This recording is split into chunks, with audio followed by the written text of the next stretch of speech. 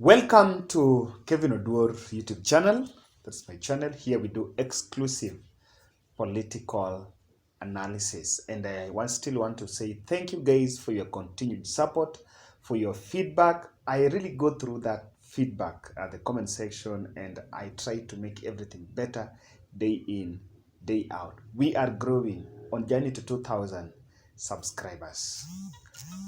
I wanted to analyze this developing story here where Raila Odinga's campaigner, point man, Ndiriitu Muriithi, is being ejected from PNU,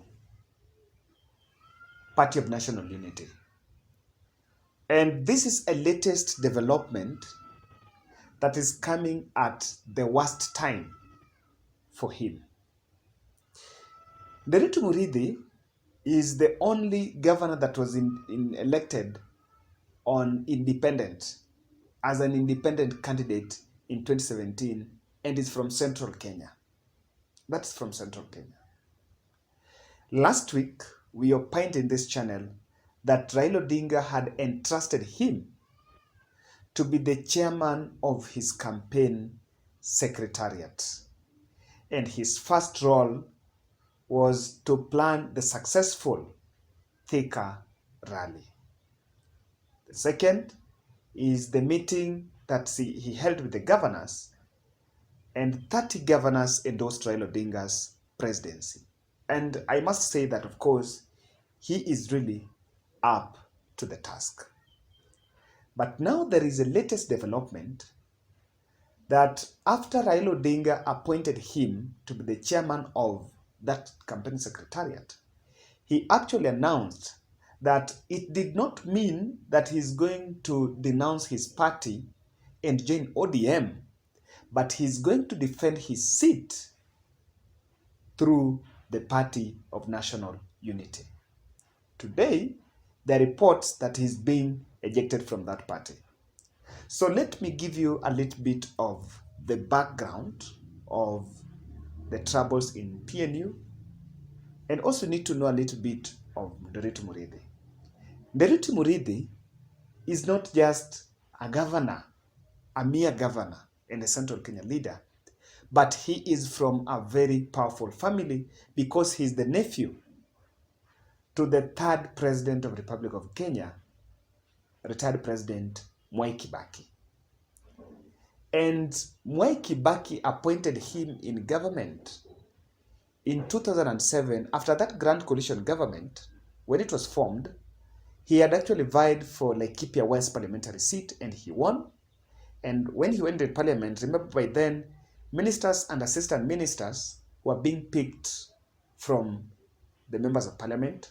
So by then, he was picked as assistant minister for industrialization. And I believe that that was an effect, that was really engineered by the fact that he was close to Mwai Kibaki. But by then, he was a member of Party of National Unity. Kibaki. Kibaki formed a Party of National Unity, the PNU, that brought together the Democratic Party. I think that was his personal party. There was Shirikisho Party, there was KANU, there was Ford Kenya, and Ford People. That is what formed the PNU. And that is the vehicle that Kibaki used in 2007. In 2013, the PNU had a coalition with Jubilee, and they were allowed to field candidates in these other positions, but presidential candidate, they supported Jubilee Party. In 2017, they now formed another pact with Jubilee. And so they all went in Jubilee. And so they did not field the other candidates, if I'm not wrong.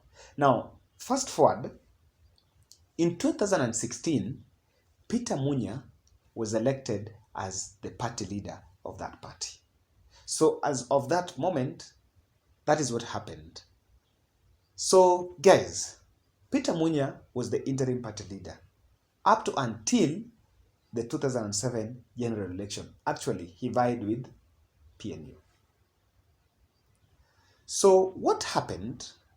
My question is, why now Nderitu Muriithi vied as an independent candidate, but was a member of PNU.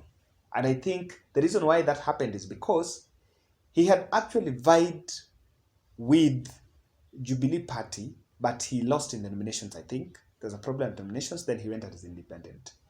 But Jubilee had now merged with PNU. Now, this is the question that is very critical now. Why is he being ejected from PNU just weeks after he was elected? He was appointed to be head of Raila Odinga's secretariat. Guys, if you're new to this channel, we want to analyze about the objective of that, or the vicious fight within PNU that is now bringing trouble to Nderitu Muriithi. If you're new to this channel, kindly subscribe and give this video a like. At least also tell us comment section, are you reading some suspicion on that motive? What is the motive? Now guys, my reason number one that is the problem at PNU is, as I mentioned, the party leader was Peter Munya. Up until he was elected the governor. Remember, after he was elected the governor, after Ndiriitu Muriithi won 2017, he threatened that he was going to join NASA. Then he had a meeting with Jubilee. Then he was appointed in cabinet. So he was not active in PNU. But now what I think is the battle for Raila Odinga's running mate. The fight at PNU is not Nderitu Muriithi fight within a party, but it is a fight that is outside, because there is John Okemwe, who is the Secretary General.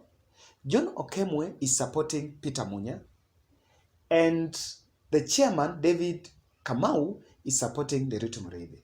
So it is believed that those are the two factions that are fighting within the party. I believe that Peter Munya wants to take control of PNU. And the reason why he wants to take the control of PNU is the battle for Raila Odinga's running mate, or Raila Odinga's attention.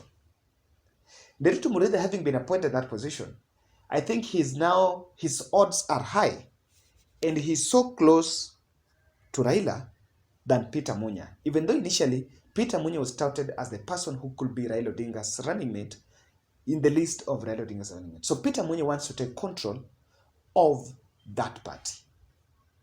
That is why he's the person who is in engineering an exit of Nderitu Muriithi. Another reason why he's being affected is efforts to derail his success as Raila Odinga's campaign. Actually, it is just an inside strategy to destabilize Raila Odinga's campaigns. That begs the question, who is interested to destabilize Raila Odinga's campaigns? For sure, I know that in the past, Raila Odinga's campaigns have been held by people who are close to him. Eliud Owalo was there, was the closest person. Willis Otieno was also there, who is now the personal lawyer of Jimmy Wanjigi, was also there. But in 2017, he crossed over and picked people who are not so close to him. So one thing I can say is this might be an inside plan, and maybe a hatched plan to destabilize Raila Odinga's campaigns. Remember, Raila Odinga is their preparations in top gear to make for Murang'a tour. And all these are coordinated by Ndiriitu Muriithi. So the fact that he's going to be ejected from that party, I think even his concentration, because he's campaigning for Raila and he's also vying for the gubernatorial seat. So I think this is a plan to make sure that he does not deliver. Because for one, he's going to lose the credibility. That's my point. This can be a plan by Raila Odinga's opponents, maybe using these party structures, the lower party structure. It might not even be the Peter Munya, but using party officials to destabilize Nderitu Muriithi, so that first he can lose the grip there. Because if he doesn't have a party, then he loses the grip in Laikipia. And remember, he's vying for the governor's seat. He might actually reconsider that position of working for Raila Odinga. So my other reason is efforts to derail Raila Odinga's campaigns. Thirdly, I also think that it might be a potential competitor for Laikipia Governor seat. Interestingly, he's going to vie through PNU, and there might be also another candidate within PNU who also needs that ticket.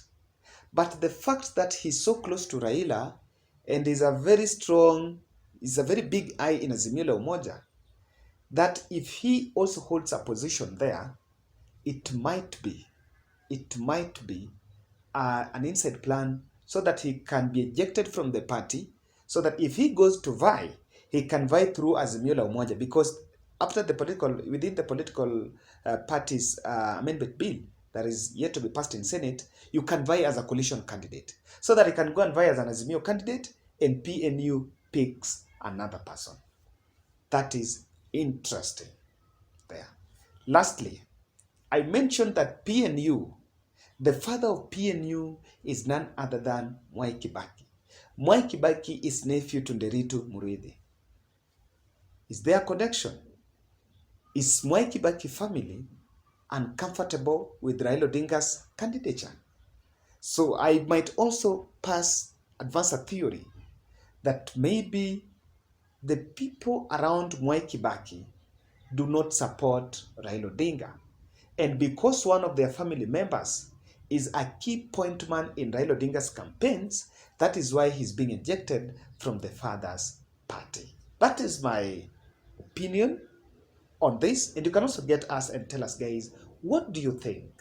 Because I think the timing is very skeptical. Ndiriitu Muriithi is going to be strategic to Raila Odinga's campaigns. This is not about Ndiriitu Muriithi, but I think it's about Raila Odinga. So guys, you can also get a comment section and tell us what you think. Also tell us, what do you think, any information that you really want us, political development that you really want us to analyze as we wait for the final BBI verdict, perhaps tomorrow or before Saturday.